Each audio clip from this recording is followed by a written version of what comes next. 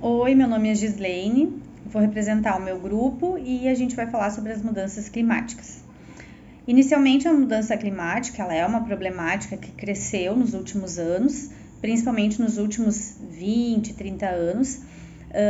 Também aconteceu de acordo com a própria evolução social. Se a gente for falar do ar, a gente teve um aumento dos gases tóxicos por diversos fatores, inclusive pelo aumento da locomoção, pelo aumento dos meios de transporte de locomoção, que fazem uso de combustíveis de matérias não renováveis. Se a gente for falar das águas, a gente percebe um aumento do despejo de dejetos, resíduos industriais que contaminam a flora, a fauna diretamente.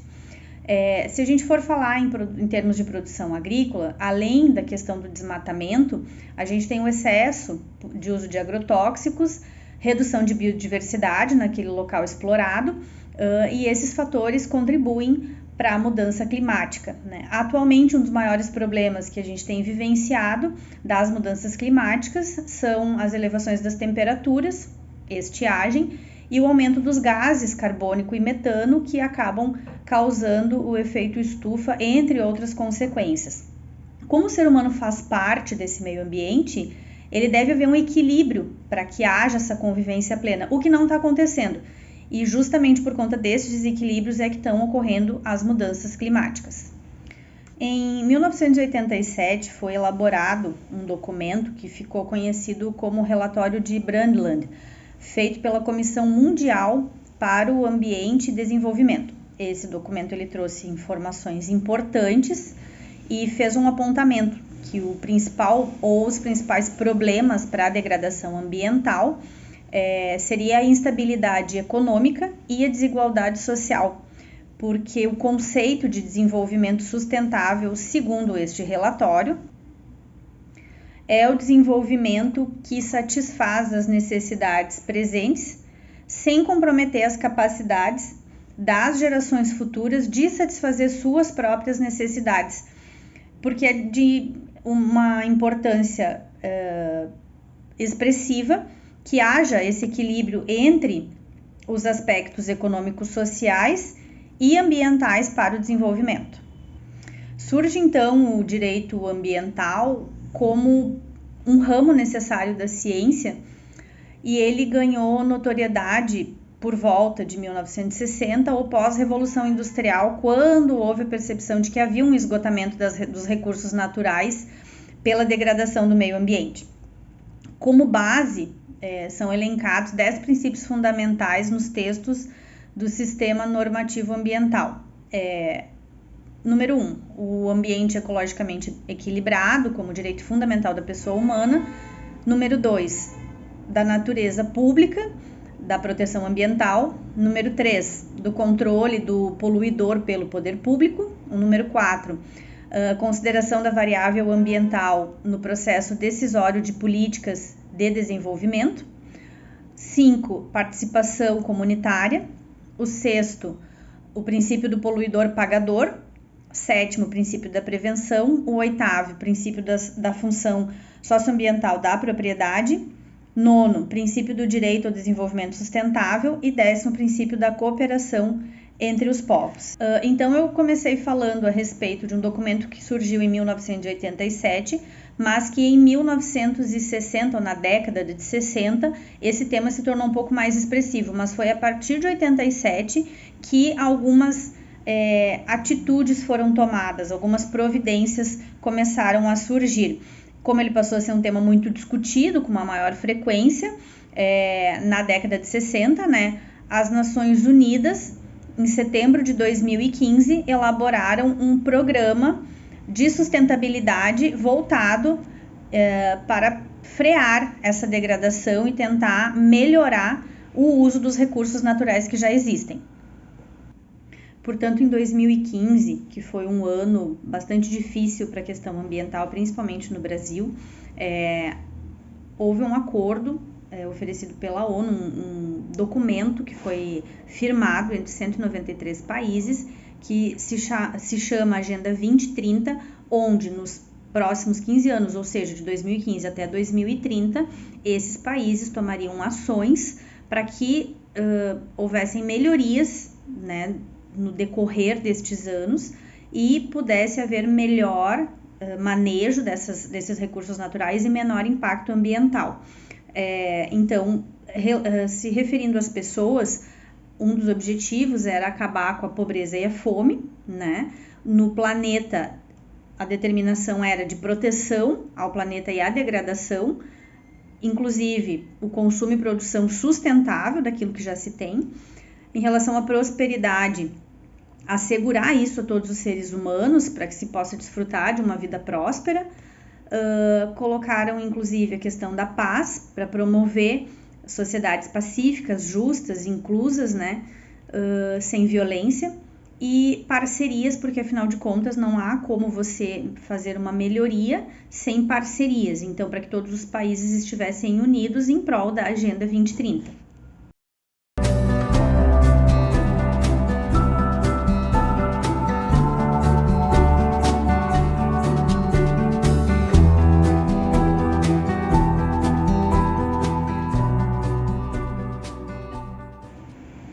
Conversando então entre os membros do grupo, nós chegamos a uma temática que se trata do lixo, especificamente pela questão do armazenamento ou a falta do armazenamento do lixo. Hoje a gente sabe que existem diversas cooperativas e também o empenho público, do setor público, né, que faz o recolhimento e faz a reciclagem daquilo que é possível. Entretanto, nós temos ainda um volume muito expressivo de resíduos que não são recicláveis e devem ser armazenados. Por conta dessa temática, nós chegamos até um exemplo recente no município do Vale do Rio dos Sinos, o município de Campo Bom, que implementou um projeto pioneiro, inclusive foi premiado na Assembleia Legislativa do Rio Grande do Sul, onde o município disponibilizou um local, disponibilizou funcionários, ele paramentou aquele local para que se faça compostagem de matéria orgânica, né? Então, passa por uma conscientização da comunidade, onde o espaço está disponibilizado, as pessoas podem fazer seu armazenamento em baldes durante a semana e levar lá de segunda a sábado para que seja depositado naquele lugar. Em troca, o município fornece mudas de hortaliças, chás, flores, para estimular o contribuinte, estimular a sociedade a fazer a entrega naquele local e ter um benefício, ou seja, também estimula a horta urbana.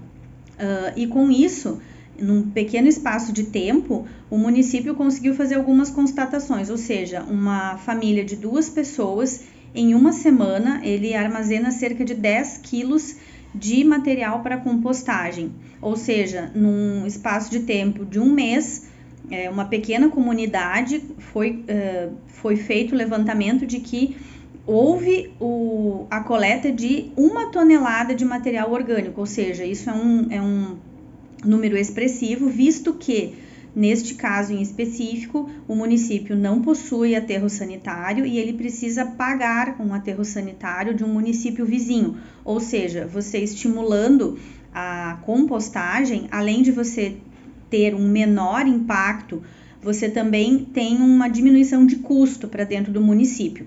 Isso também ocorre, essa melhoria também ocorre principalmente pelo descarte legal, por vezes nem todos os locais ainda possuem lixeiras ou por vezes é mais fácil jogar em algum terreno baldio, então existe ainda uma grande parcela da população que não faz a armazenagem ou não possui a coleta de lixo da maneira adequada. Então, esse município nos deu um exemplo de como poderia ser feito uma pequena ação e uma diminuição na coleta ou até no custo mensal destes resíduos.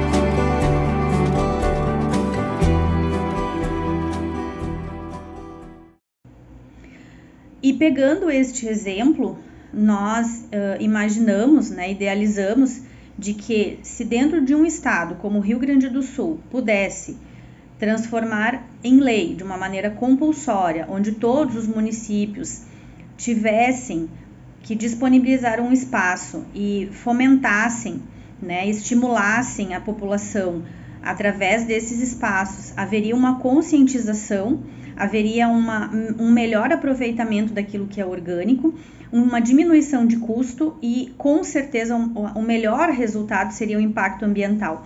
A mudança climática também, em virtude de, quando a gente tem um acúmulo de lixo, ele produz também gás metano, ele fermenta. Então, corre o risco de ter áreas com fogo. O descarte legal, por vezes, possui entupimento de bueiros. Recentemente, todo o estado, principalmente a região metropolitana, passou por uma enchente muito grave. E não era difícil de observar muito lixo que estavam acumulados nos bueiros. Então, também foi uma contribuição, não foi o problema principal, mas o lixo descartado de maneira incorreta, ele traz impacto numa cadeia muito grande. Portanto, nosso trabalho, falando das mudanças climáticas, se baseia principalmente nos princípios da prevenção, da natureza pública de proteção ambiental e do controle do poluidor-pagador pelo poder público. Afinal de contas, não deve ser só uma obrigação do poder público, mas sim em conjunto com a sociedade, para que os impactos diminuam a cada dia e sim consigam alcançar a meta que é a Agenda 2030.